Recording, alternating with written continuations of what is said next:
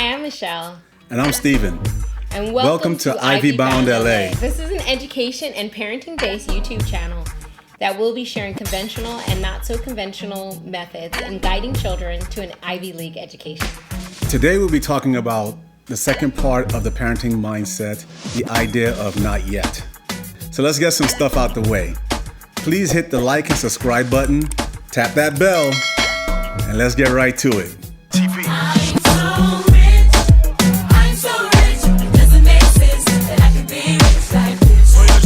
Bentleys and ice. You need to know that your treasure is priceless. So today we'll be looking at different ways that you can assist your children, not through just the early years, but the teen and all throughout Miles and Isaiah, what we did. And there's 6 ways that are crucial to look at. We're going to be looking at how you can examine your own beliefs, the control, be open to feedback, challenging stereotypes, encourage, and presence. So let's get right to it. So the first one that we want to talk about is examining your own beliefs. So insecurities that you have as a parent. Parents, so I know that I struggled with math. What subject did you? All of them. I was a music geek, a music major in high school. So for me, academics wasn't my super strong suit. So for me, it was music. That was the draw for me in my high school career. So so I just pursued that heavily, and the other things fell on the wayside. So for myself, I knew that for my kids, that wasn't an option because I already experienced that, and it was a tough road to where we are today. So for me, the early years, I felt strong in academics, but when I got to high school, it was a switch. It was a mindset switch that I had as a teen, where I focused more on sports and thought I'm more of an athlete, and I wasn't a scholar athlete.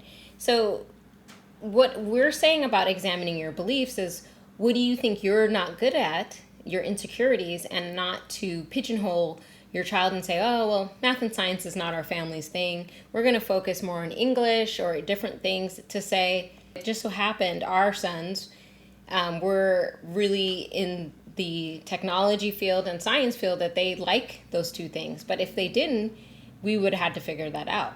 So one of the things that we, as parents, we didn't let them just believe that they were just talented, because talent only gets you so far. What we strived is for them to understand the importance of working hard. So for example, if anyone still to this day says to our sons, oh, you guys are really smart, or they say to me as a teacher, other students will be like, oh, your sons are at Ivy League, they're really smart. And I say to them, no, they worked really hard. And our sons consistently say, no, we just worked really, really hard. Consistently, tirelessly worked hard. And it doesn't negate the fact that they are high achieving children. And we'll talk about that in a future episode. But one of the things that also coincides with that is the fact that a lot of times it's easy to say someone is super smart because they're excelling in academics. However, you don't get to see the backstory. You don't see the hours they put into the work offline, because you get to see the success of the win, the process of the hard work of the studying and figuring out how to study, which is going to be a future episode as well, on that led them to their success academically.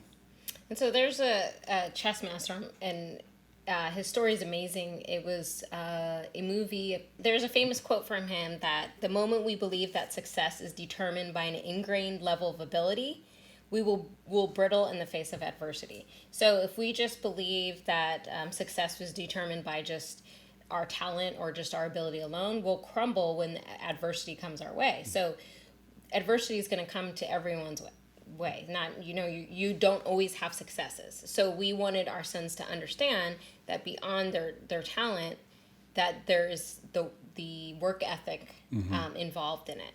And so that belief was ingrained in them, and that led to their behavior, and then led to results. So a lot of people say you have to have grit or perseverance, which is true, but that's not enough if the mindset is not there. And not just your teenagers, but you as a parent emulating that mindset.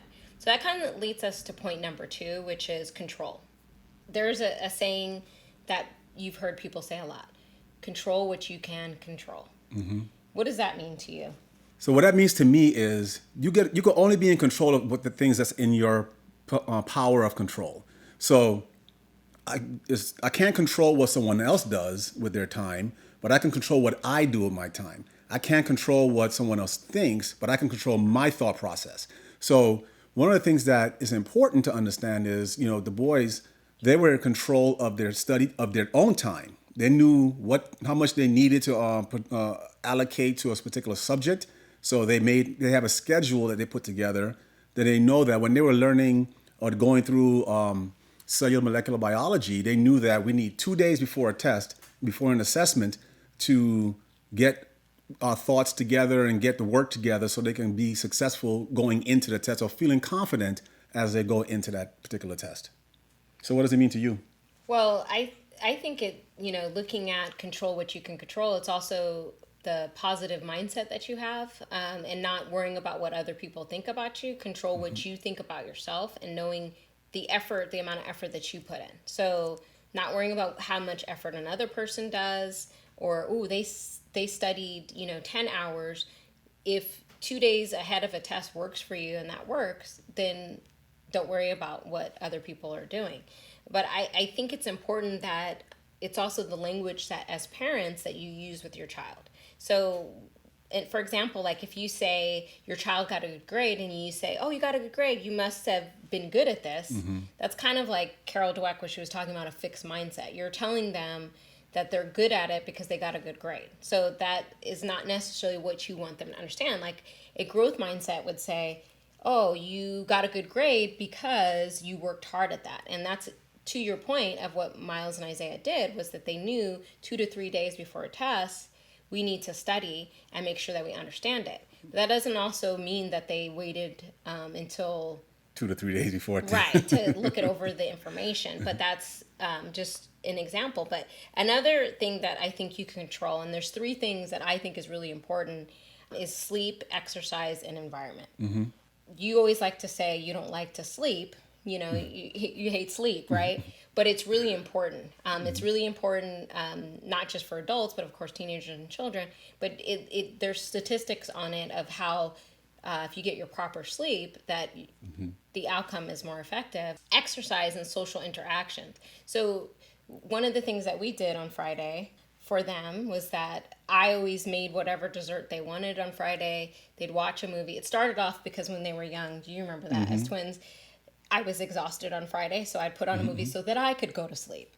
But that was also movie night. Yeah, it was movie night. Yeah. And it was also an opportunity for them. No homework, no nothing. We let them just decompress after the week. And it's important for you to mentally shut down, especially after you have a very rigorous academic schedule and profile they were maintaining. And being high achieving children, they wanted to be ready for their assessments. So working hard throughout the week, they needed that time on Friday and the weekends to decompress, to kind of let's put it all behind you for a little bit, take a mental break, like we talked about last week with Marty, and go into the new week refreshed. So that's one of the things that's very important, so to have that time where they can just have a brainless situation on watching a movie that's fun, and maybe going out for, instead of cooking that night, you go out for tacos or anything, and just getting away from the normal routine of a busy work week and a busy school week. Yeah, and then the last thing that I mentioned is environment. And to me, out of those 3, it's almost the most important. Miles and Isaiah, their place to study was always the dining room table. I liked it because I could always cook, I could see them, I knew what they were doing. And it's important that that environment's always quiet. So at the time, we lived in a townhome, and I remember one time new neighbors moved in and they were really noisy, and Miles and Isaiah were trying to study for a big test. I had no problem being a distractor eliminator and going next door and nicely going and saying, yes, your music is too loud. It's 9:00 and my sons are trying to study. Would you mind turning it down? And maybe you feel uncomfortable doing that, but for me, it was so important, and for us, it was so important to any distractions. No one could call them during that time. No, if my parents wanted to ask them something, it was like, no, it's Monday through Thursday, distraction-free zone. So that was really important. So that kind of leads us to our next point. And I would say for me as a parent, I struggle with this the most. And being transparent, that I struggle the most is being open to criticism. So I was an insecure parent. I didn't know if I was doing the right thing, and it was scary to me. But one thing, I was open to feedback because I didn't know what I was doing. I really didn't know, and I was scared, and I didn't want to mess this up. So I was always open to talking to other parents and asking them what they do.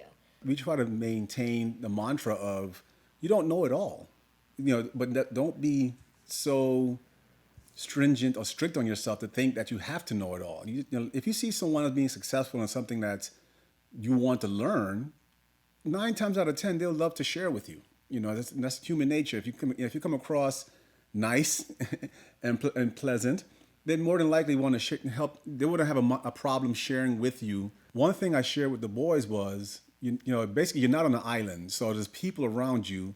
So take advantage of that. Be presentable, be kind, share, ask questions, show interest, and a lot of times people will be very open to share with you some of the things they've learned in their path and their journey, for whatever that interests are that you're actually inquiring about. So be open to hearing feedback. And so like a fixed mindset can lead to an adult. And I'm sure we all know that. And even I struggle with the fixed growth mindset still. But those are the adults I'm sure you've met that they don't take mentorship well. They don't like criticism. They take it as a personal defense. That didn't just happen when they were adults. That was something that was taught and unconsciously or consciously by their parents. But it was modeled that to be on the defense and defend yourself.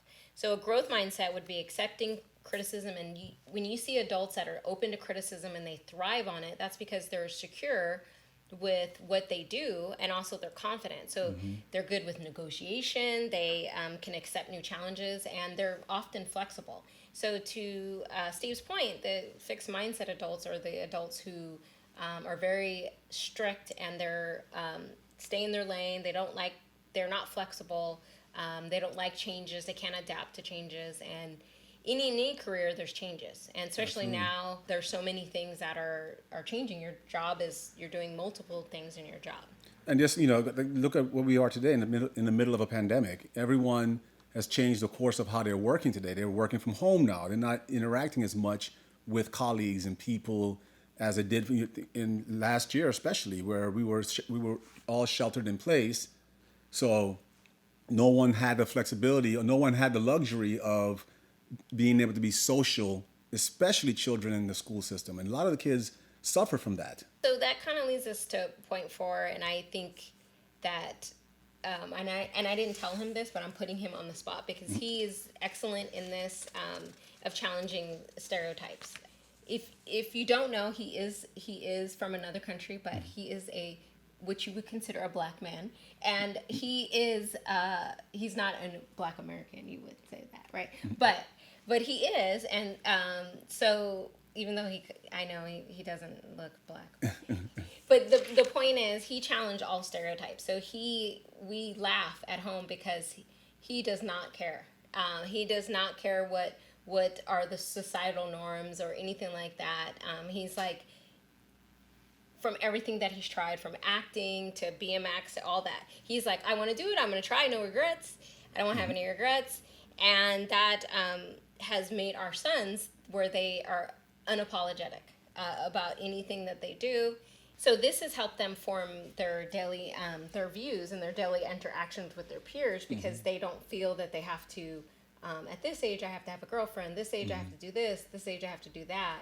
And I think it's because nothing about what you do, and also us as a family, what we do, was like in the norm of what, right? Absolutely. Because, one of the things that growing up in Brooklyn and going to a high school that was predominantly African American, one of the things that I didn't gravitate to was really caring what people thought. You know what I mean? So if back then I rode bikes, and people in my neighborhood did other sports. They played basketball, baseball, football, those type of things. I did freestyle biking, where some of my friends, a very small bunch of friends of ours, we did stunts on bikes back then, flatland stunts. So, for me I grew up not really worrying about what the alleged norm was supposed to be. So I made sure I told them that. I said, guys, you stop putting someone else's opinion of you ahead of your opinion of your own opinion of yourself. So that was critical to me for them to hear that growing up. What you think is more important, what someone else think of you. So those are the kind of things that for our boys growing up, that I like to believe it aided with their self confidence and helping them make decisions that benefit themselves and not the actual group. Yeah, so that leads us to our fifth point. And our fifth and sixth kind of go together, which is encourage and presence. So encourage is building a bridge to not yet. And I'll leave the link below of the video. It's a TED Talk about not yet. It's fascinating. It's mind-changing, mind-blowing to watch. But it talks about exploring new things and to how to invest real effort. And out of that real effort, continuous effort, the results will happen. And so it's looking at the idea of this is challenging, this is a weakness, but I can say not yet. And perhaps if that's something that I want to do, then I can look at it as not yet, and that it can happen.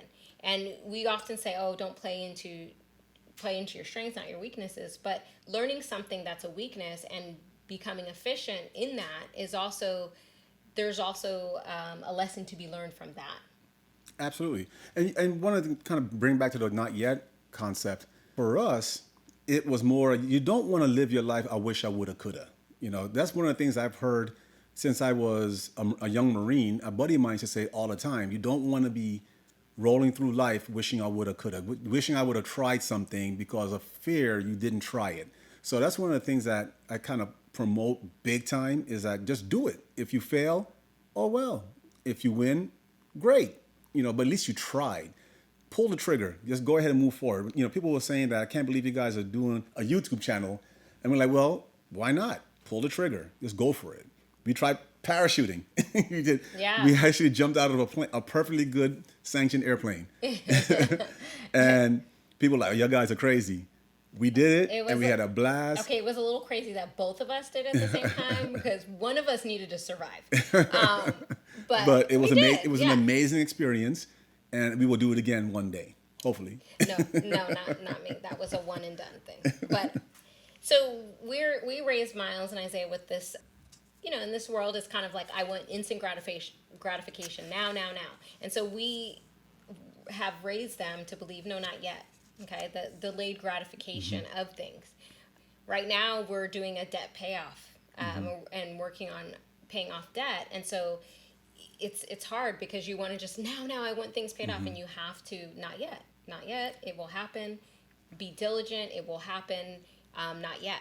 Especially when some parents believe that since the kids are in college, that gives us the green light to just go spend crazy. So for us, we are paying for college. We're paying for some of the college. So basically, it's like a paradigm type shift with all of our thinking about, we can go through life lamenting and saying, oh, I wish I had this and that.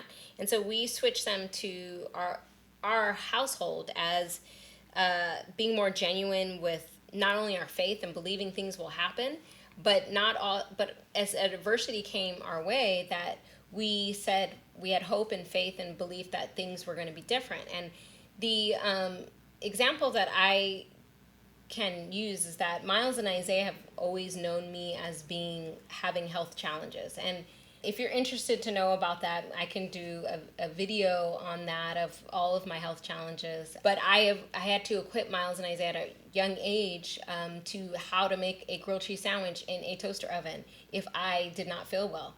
I had health challenges throughout Miles and Isaiah's life. So some of the things that I had to teach them is delayed gratification, because there was things that we couldn't do some days. I didn't know how I was going to feel having a chronic illness. But that also we could have folded as a family and said, okay, we're not doing private school because of my medical bills, but we equipped Miles and Isaiah with some maturity, and both of them had their own health challenges, Miles and Isaiah, at different points. And we equipped them with the idea of, okay, so not yet you won't be better, or not yet this won't happen, but the faith and hope that things will. And, just to share a little bit, when I had brain surgery, I was just talking to Miles and Isaiah, and they said we weren't worried at all. They knew that they had the faith and the hope that everything will turn out. Yeah, so it wasn't even faith. It was just showing them how to stand firm in what they believe, because our family, we were insulated, not just because of what plans we had for them, but we had a lot going on as a family with my health challenges. So is there anything that you Yeah, want and, to so, say and about that's important because life happens, and so when life happens, that doesn't mean everything around you, crumbles or goes to the wayside. You got to take care of family and what comes with that, but you still have to make sure and maintain a certain level of you still have to maintain a certain level of normalcy for your children to proceed forward.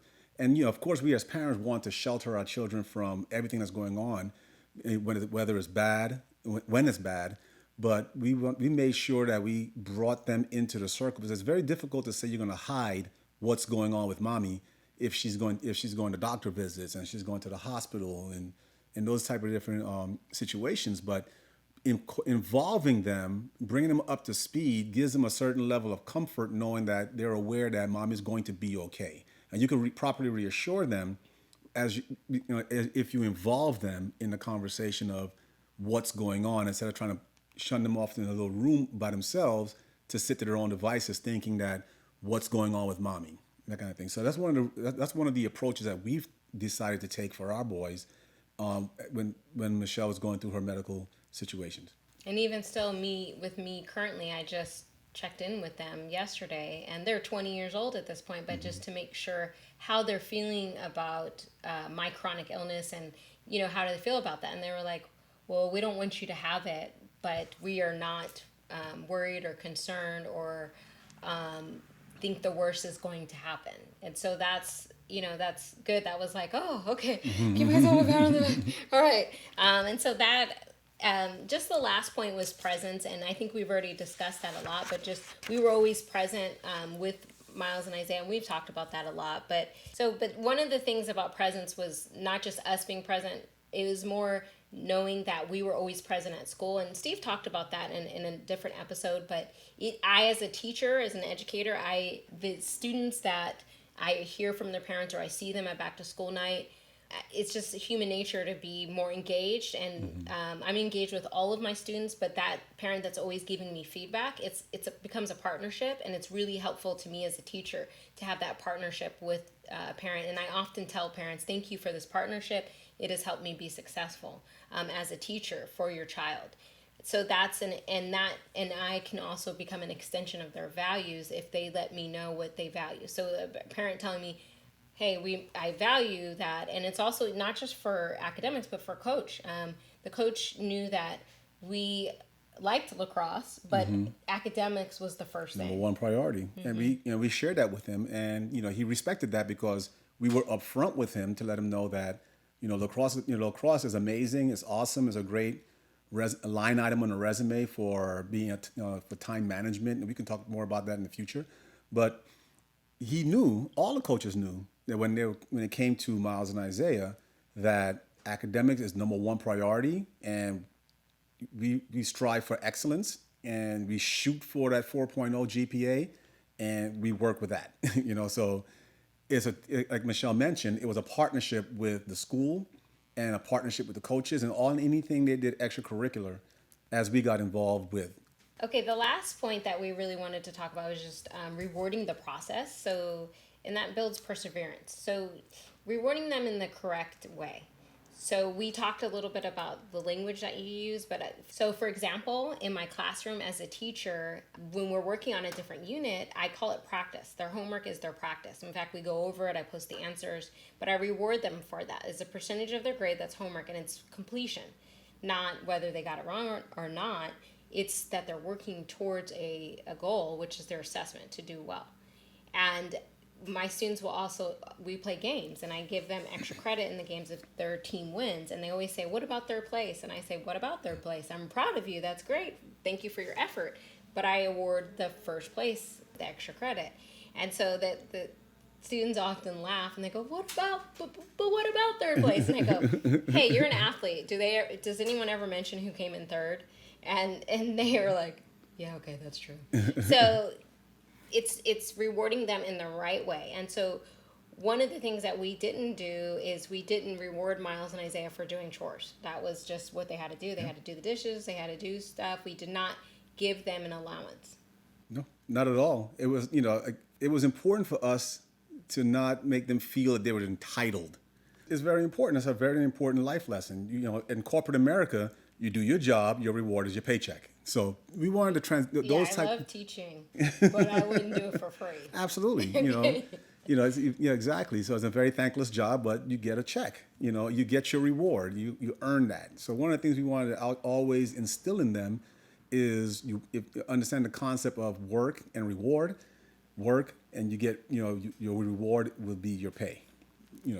Yeah, so they used to do chores around the house to get money, and we would put prices next to those things, the extra things, whether it was wiping the baseboards or whatever, because we didn't pay for their video games. Those video games they had to buy on their own. Boy, scrubbing baseboards, what else can I do? What else can I do? So that they could, buy a video game. And so that... They even had one time. They even had a little sales stand in the back of the garage. But Out of This World. Yeah, it was called Out of This World little store. corner store or something like that. Yeah, they we had bought the supplies for it. Yep, they had candy. They sold sodas. They didn't even drink soda, but they actually sold it because they knew other kids in the neighborhood drank soda, so they sold sodas. They went around and posted their little signs, Out of This World. I forgot what. Yeah, they had a little makeshift register where they would put their money in, and they would sit outside. It'd be hot outside. It's California, so in summer months, in summertime, it's very, very hot. You were about to say hot as fish grease. So that's one of the things that they had to earn what they want as far as that thing. Of course, we reward them. We're still, mommy and daddy, so we always. You're a little softer than me. We all break them off. You're a little softer. You're a little softer. But yeah, so those are it's really 7 things that we did, but we hope that this really helps you. And if you have questions, please leave them below, and we will answer your questions. But also, if you can also tell us what you would like to hear, or us to talk about some of the things that we did. As we're going through this, we would love to hear what you would like to have questions answered. Yeah, exactly. Yeah, so, we might shoot an episode on some of the stuff you guys bring up. Yeah, we would love that. Yeah, what you want to learn about, what some of the things we've done. So join us next week where we'll be interviewing our very special guest, our sons, Miles and Isaiah, the ones we talk about all the time. We'll actually ask them questions on some of the stuff what they did in high school to prepare for being early acceptance to Brown University. Yeah, so please join us, and you'll continue to put together this whole picture of what you can do, not just to an Ivy League, but a good university, which is we all hope as parents our children will do. Absolutely. So thank you. Thank you. Bye. I'm so rich, it doesn't make sense that I can be rich like this. When you're trying to kiss Bentleys and ice, you need to know that your treasure is Christ.